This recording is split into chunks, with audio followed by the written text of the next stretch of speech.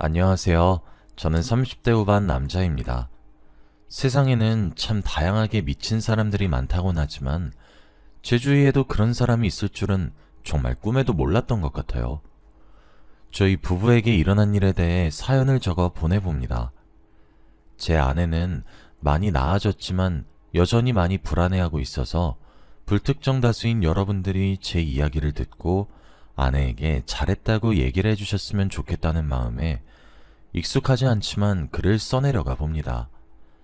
다소 길고 서투른 글이 되더라도 너그럽게 양해 부탁드려요. 이렇게 사연을 보내보는 것을 태어나서 처음 해봐서 걱정스럽네요. 제가 풀어나갈 이야기는 바로 처가댁과 관련한 이야기입니다. 제 아내의 집안일인 것이죠. 제 아내는 좋게 말하면 지고지순한 타입의 여자고 나쁘게 말하면 휘둘리기 쉬운 사람이에요. 약간 본인의 줏대가 없다고 해야 하나? 중요한 결정을 내려야 하는 순간에도 꼭 물어보는 사람이죠. 저는 아내가 그런 모습을 보이지 않든 아내란 사람 자체를 사랑합니다. 누군가가 보기엔 우유부단하단 말을 할 것이고 누군가가 보면 순하다고 얘기할 것이 분명해요. 하지만 그런 모습들조차도 제 눈에는 사랑스럽게만 보이거든요. 저는 20대 초반에 카페에서 공부하고 있는 아내를 보고 말 그대로 첫눈에 반했습니다. 그래서 정말 끈질기게 쫓아다녔고 구애했어요. 아내는 처음에 제 마음을 거절했지만 1년 동안 쫓아다녔더니 그 정성에 감동을 한 것인지 제 고백을 받아줬죠. 그렇게 제 나이 28에 4살 어린 아내와 연애를 시작했습니다. 아내와 연애를 하면서 전 더욱 행복해졌습니다. 아내는 항상 제가 저의 꿈과 같은 그런 것들의 허황된 헛소리처럼 두루뭉술하게 얘기를 해도 늘 진지한 눈빛으로 고개를 끄덕이며 그 이야기에 대해 호응을 해주었는데 그 제스처에서 아내는 제가 무슨 말을 해도 제 편을 들어줄 것 같다는 생각이 들었고 더욱 좋아졌죠. 저는 아내가 조용히 미소를 지으며 끄덕이는 얼굴을 할 때가 제일 예쁘게 보였어요. 온몸으로 제 편이라는 걸 알려주는 듯한 느낌이었거든요. 사실 저는 어렸을 때부터 좀 외롭게 컸어요. 부모님 두 분 다 맞벌이를 하셔서 바쁘게 사셨고 제게 형제나 친척이나 아무것도 없었죠. 혼자 해야만 했고 혼자 해내야만 했거든요. 그래서 온몸으로 제 편이란 걸 알려주는 여자친구에게 더 빠지지 않을 도리가 없었죠. 그렇게 연애를 몇 년 하다가 결혼을 했습니다. 제 나이가 30이 되던 해였어요. 저와 아내 둘 다 친구들을 포함해 가장 먼저 하는 결혼이었습니다. 아내는 26이란 나이에 저와 결혼을 한 것이니까 요새 보기 드물 정도로 이른 결혼이긴 하네요. 그런데 결혼 이후 아내의 태도가 조금 묘해졌다고 해야 하나? 이게 별 대수롭지 않게 넘어가라고 하면 넘길 수 있을 정도로 아주 사소하고 소박한 사이즈의 문제인데 넘어가자니 찝찝한 느낌이 들고 짚으려고 하니 조금 이상한 사람이 될 것만 같고 그런 느낌이 폴폴 풍기는 행동들이 몇 가지 있었어요. 그래도 사랑하는 아내인데 뭔들 이해하지 못했겠습니까? 그래서 저는 찝찝하긴 하지만 그 문제를 넘기는 방법을 택했죠. 그런데 아내의 행동들이 묘한 이유가 있더군요. 전 그 문제를 멍청하게도 결혼을 하고 한참 뒤에 알게 되었습니다. 아내에게는 5살이 많은 언니가 하나 있습니다. 제게 처형이 되는 사람인 셈이죠. 저는 연애하던 시절부터 처형을 만났었는데 처형은 저를 조금 불편해하는 것 같았어요. 그래서 제가 정말 하나부터 10까지 전부 맞춰주었습니다. 처형은 정말 겉으로 보기에 완벽한 사람이었습니다. 제가 본 것만 얘기를 해도 일단 여동생인 아내를 무척 끔찍하게 아끼는 것처럼 보여요. 처형의 직업은 승무원이에요. 그래서 그런지 얼굴도 정말 예쁩니다. 비행을 하는 날이면 면세점에 들려서 꼭 아내 몫의 화장품이나 명품 지갑, 명품 가방 등등 조그마한 것이라도 꼭 사오고 저희 부부끼리 오붓하게 맛있는 거나 사 먹으면서 데이트하라며 레스토랑 상품권도 턱턱 손에 쥐어주시거든요. 일단 적어도 물질적으로 아내에게 해주는 것을 보면 정말 많이 아끼는 것처럼 보입니다. 그리고 처형의 성격이 정말 똑부러지다는 생각이 들 정도로 야무진 사람이라서 아내가 잘못된 선택을 하거나 이런 경우가 생기면 꼭 아내를 붙잡고 하나부터 열까지 줄줄줄 따지고 들기도 합니다. 좋게 말을 해봤자 좀 피곤한 성격인 정도인데 이게 듣는 사람이 불편해서 그러지 못하게 하면 막 불편해서 죽을 것 같은 감정들이 다 보여서 아내도 맞춰주고 있는 것 같아요. 그래도 표면적으로 자매끼리 서로를 살뜰히 챙기기도 하고 나빠 보이지도 않아서 별 걱정을 하지도 않았어요. 아니, 사실 아무런 생각이 없었다고 봐야 더 정확하겠네요. 연애하던 시절부터 되게 찝찝했습니다. 처형이 제게 표면적으로는 무척 잘해주었거든요. 그런데 뒤를 돌아서면 저를 불편해한다는 듯 아내에게 뉘앙스를 흘리니까 난감하더라고요. 제가 아내에게 그렇게 실례였나 물어보면 아내조차 자신의 언니 편을 드는데 제가 아무리 스스로를 객관적으로 파헤쳐봐도 그 정도로 무례한 사람이 아니었거든요. 그래서 매번 조금 억울했던 것 같아요. 그리고 왠지 모를 위화감이 들기 시작했죠. 그러던 어느 날이었습니다. 제가 그 위화감의 정체를 알게 되어버린 것이죠. 그때 저는 회사에서 출장을 가야 했던 날이었고 아내는 일을 하러 가지 않는 휴무 날이었어요. 처형도 비행이 쉬는 날이었나 보더군요. 3박 4일간의 출장 일정이었고 아내가 그 짐을 손수 싸주었고 잘 다녀오라고 절 배웅해 주었죠. 이 맛에 결혼하는구나 하고 출장을 떠났고 정말 열심히 일을 했어요. 그런데 출장에서 클라이언트와 협상이 정말 빠르게 이루어지게 되었고 3박 4일간의 일정을 생각했던 저희는 예상보다 하루 일찍 빠르게 돌아올 수 있었습니다. 회사 측에서는 저희의 성과에 크게 기뻐했고 흡족해했습니다. 그래서 그런지 하루 일정이 빠르게 완료된 만큼 회사에 출근을 하지 말고 휴가를 보내라고 하셨죠. 신이 난 저는 아내에게 이 같은 사실을 알려주려고 전화를 걸었습니다. 그런데 세 차례 전화를 거는 동안 아내가 전화를 전부 받질 않았죠. 메시지를 남길까 했지만 그냥 그러기보다는 서프라이즈 이벤트로 아내를 깜짝 놀래켜야겠다는 생각을 했습니다. 집으로 돌아오는 길에 와인과 케이크와 꽃다발을 샀고 정말 기쁘고 가벼운 마음으로 집을 들어왔어요. 그런데 절 맞이한 것은 환하게 활짝 웃고 있는 아내의 모습이 아니라 개판 5분 전인 집안꼴이었습니다. 접시랑 컵은 산산조각이 나 있어서 주방 근처에는 유리조각이 즐비했어요. 그냥 누군가가 집을 여기저기 뒤진 것은 아닌가 합법적인 의심이 들 정도로 난장판이었어요. 정말 심장이 덜컥 내려앉는 것 같았고 아내를 찾아 헤맸습니다. 혹시 무슨 일을 당해서 제 전화를 못 받은 것은 아닌가 싶은 마음에 정말 발을 동동 굴렸죠. 집안 어디를 찾아도 아내의 모습은 코빼기도 비춰지지 않았어요. 그러던 순간 한 통 전화가 울리더라고요. 모르는 번호로 걸려온 전화에 혹시나 하는 마음으로 전화를 받았어요. 경찰서인데 아내분 때문에 전화를 드린 것이라며 경찰서로 나와달라고 하시더군요. 가슴이 철렁 내려앉았고 정말 다급히 차를 몰아 경찰서로 향했습니다. 사고가 나지 않은 것이 천만다행일 정도였죠. 경찰서에 간 저는 저희 집이 그 꼴이 난 진실을 마주할 수 있었습니다. 그리고 범인은 처형이었죠. 처형은 제가 3박 4일간의 출장을 떠난다는 사실을 알고 있었고 그때 본인의 비행기도 쉬어서 그런지 무슨 대낮부터 술을 진탕 잡수셨나 봅니다. 그리고 다른 때와 다름없이 만만한 동생인 제 아내를 불러냈다고 해요. 전 그동안 여태껏 아무것도 몰랐는데 매번 그런 식으로 행동했다 하더군요.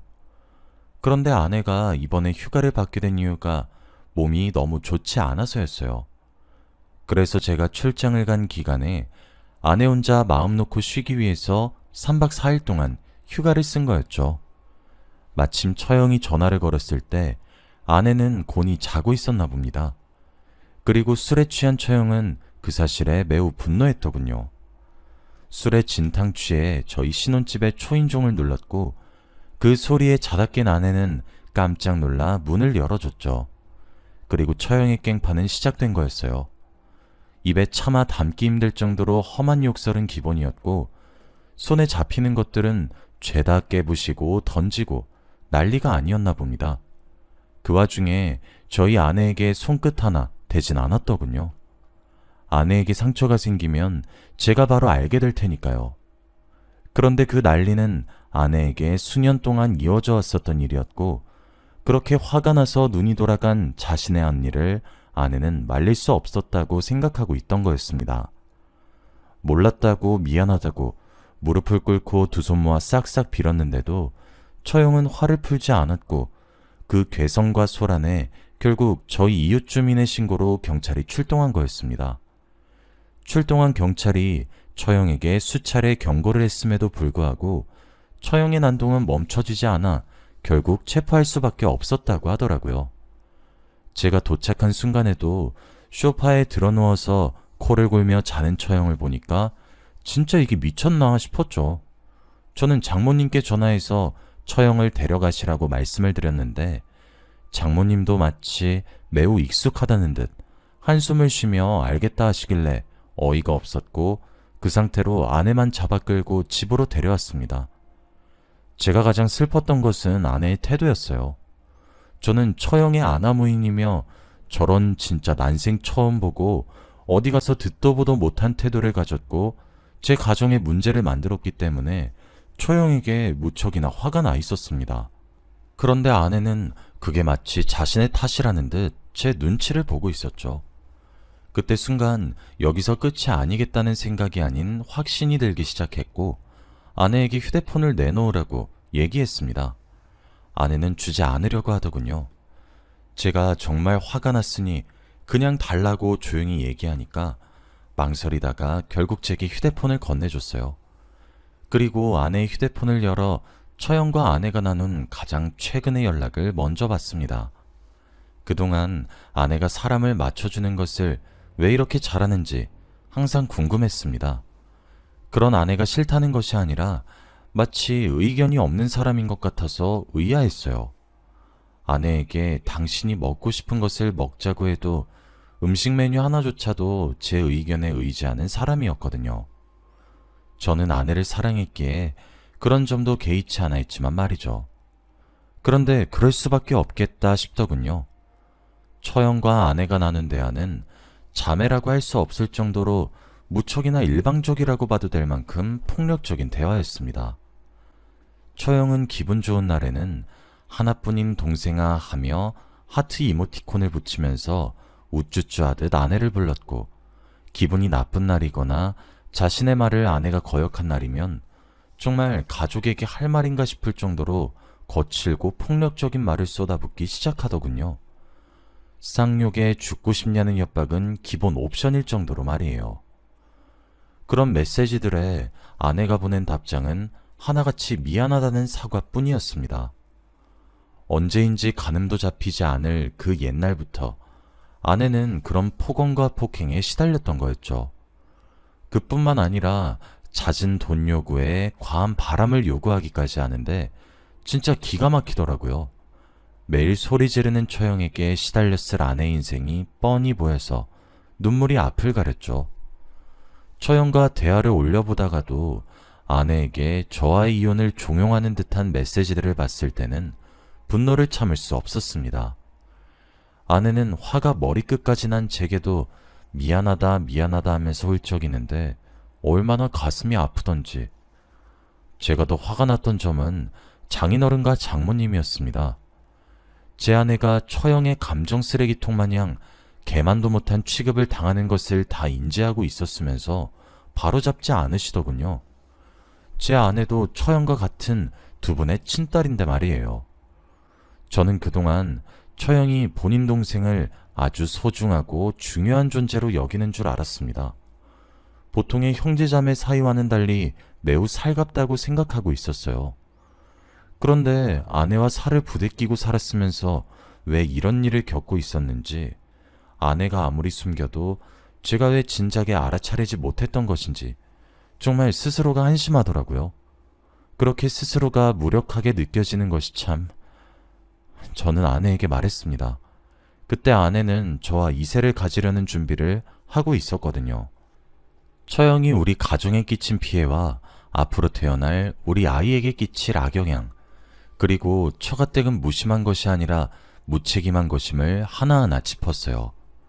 아내는 제게 미안하다고만 하길래 저는 단호하게 처가댁과 인연을 끊으라 요구했습니다. 아내는 본인이 음식 메뉴를 뭐를 먹고 싶어 하는지도 결정하지 못하는 사람이기에 제가 단호하게 강요를 했습니다. 과하다면 과한 처사라 해도 할 말은 없지만 아내가 결정하지 못한다면 부부의 연을 맺은 제가 대신 결정하는 것이 옳고 처가댁 전부 아내에게 희생만 강요하는 꼴을 더는 두고 볼 수 없었죠. 다행히 아내는 절 많이 사랑했고 제 의견이 어느 정도 맞다고 생각한 것인지 군말 없이 따라줬어요. 저는 대신 처가댁과 인연을 끊는 대신 제가 처가댁의 몫까지 더 잘하겠다고 맹세했죠. 그 이후 저는 아내의 휴대폰 번호부터 먼저 바꿨고 모든 처가댁 번호를 차단했습니다. 저희 본가에도 연락을 드려 처가댁 연락은 전부 외면하라 신신당부를 했죠. 저와 아내는 집부터 바로 이사했어요. 조금 무리해서 말이죠. 아내에게는 이직을 권유했고 그렇게 처가댁이랑 연을 끊었습니다. 저는 아내의 손을 잡고 정신과에 데려갔어요. 심리치료를 받기를 권했죠. 처음 아내는 치료에 대해 거부하는 듯한 반응을 보였지만 제가 일사천리로 착착 진행하니까 마지못해 따라오더라고요. 하지만 반년의 시간 동안 꾸준히 심리치료를 받기 시작하자 아내의 상처는 조금씩 드러났고 드러난 상처 또한 조금씩 치유되기 시작했습니다. 아내는 심리치료를 받으면서 본인이 감정적으로 정신적으로 학대를 받아왔고 자신의 부모님이 제대로 된 역할을 하지 못했던 것을 조금씩 받아들였죠. 저는 그렇게 아내에게 처가댁의 그림자를 조금씩 걷어냈습니다. 그리고 아내의 모든 것을 바꾸면서 제 휴대폰 번호 하나만큼은 바꾸지 않았죠. 처가댁에서 난리가 났어요. 특히 처형이 말이죠. 하긴 평생 본인의 분풀이 대상이자 갖고 노는 장난감 그 이상 그 이하도 아닌 동생이 저와 결혼을 하게 되었고 이번 기회를 통해 완벽히 빼앗기게 생겼으니 체면치를 생각도 없어 보이더군요. 저는 혼자 처가댁에 갔습니다. 아내의 정신과 진단서를 떼서 말이죠. 저는 두 분께 들이밀었어요. 아내는 지금 이미 심한 우울증세를 보이고 있었고 두 분의 영향이라고, 처형이 저렇게까지 인격적으로 망가진 것 또한 부모인 두 분의 죄라고, 그 죄값을 내 아내가 치르는 꼴은 내 두 눈에 흙이 들어가도 보지 못한다고, 아내에게 이 집구석은 단 하나의 이로움이 없는데 왜 내 아내가 연을 계속해야 할지 모르겠다고, 처형을 개가천선 만드시든지 두 분께서 바뀌지 않는 한 나는 내 아내를 더 이상 처가 사람들의 입맛대로 주무르게 하는 걸 간과하지 않겠다고 으르렁거렸죠. 쌩 난리를 칠 줄 알았던 처형조차 아내가 극심한 우울증이라고 하는 걸 듣더니 입을 다물더군요. 물론 장인어른과 장모님도 말이죠. 양심이 있다면 남은 인생 아내에게 손 벌리지 말라고 으름장을 놓았습니다. 그리고 아내에 거쳐도 연락처도 아무것도 말하지 않을 거니까 할 말 있으면 제게 연락하시라 일렀죠. 그렇게 아내는 처가댁과 인연을 끊은 지 벌써 4년이 흘렀습니다. 저희 부부 사이에는 예쁜 딸아이와 귀여운 아들이 하나씩 생겼고 4년이란 시간 사이에 내 가족이 되었어요. 처음 아내는 치료를 함과 동시에 또 다른 불안감이 생겼더라고요. 본인이 학대를 받았는데 아이를 잘 기를 수 있고 제대로 된 엄마가 될 수 있을까 하는 불안이요. 저는 끊임없이 아내에게 괜찮다고 말해주었습니다. 제가 보기에 아내는 충분히 극복할 수 있는 사람이었거든요. 아내는 4년이란 시간 동안 우울증을 극복했고 이제 본인이 먹고 싶어하는 음식 메뉴도 척척 고를 수 있을 정도로 아주 긍정적인 방향으로 많이 바뀌었습니다. 그리고 저는 변화된 아내의 모습도 당연히 사랑하고 있어요. 시댁에도 아내의 사정을 제가 따로 말씀드리며 사돈이라고 예의 차리시지 마시라고 부탁드렸어요. 그랬더니 저희 어머니도 이제 아내를 며느리가 아닌 딸로 바라보기 시작하셨죠. 아내가 안쓰러워서든 동정심이 들어서든 시작이 어찌되었든 이제 고부관계가 아니라 친한 모녀 사이로 보일 정도로 사이가 좋았습니다. 아내는 그렇게 극복했죠. 그리고 이젠 두 아이의 훌륭한 엄마입니다. 처가댁에서는 종종 연락이 와요. 장모님과 장인어른께서도 아내의 병명을 들은 그날 커다란 충격과 뒤늦은 죄책감이 밀려온 것 같았죠. 그래도 이제 나이를 많이 먹은 처형을 고치는 것은 힘들겠죠. 그것도 저는 다 업보라고 생각합니다. 부모라면 무릇 자신의 아이를 올바른 방향으로 훈육해야 하는 책임이 있으니까요. 하지만 아내는 여전히 문득문득 불안을 느끼는 것 같아요. 아내를 괴롭힌 사람은 지금도 두 발 뻗고 아무런 죄책감 없이 잠들 텐데 피해만 받았던 아내가 악몽을 꾸거나 하면 정말 화가 울컥울컥 치솟네요. 제가 본 가장 미친 사람이었던 처형. 지금은 어떻게 살고 있을지 참 궁금하기도 하네요. 여기까지가 제 이야기입니다. 여러분들이 제 아내를 응원해 주셨으면 좋겠어요. 잘했고 또 잘할 것이라고 말이죠. 긴 이야기 들어주셔서 감사합니다.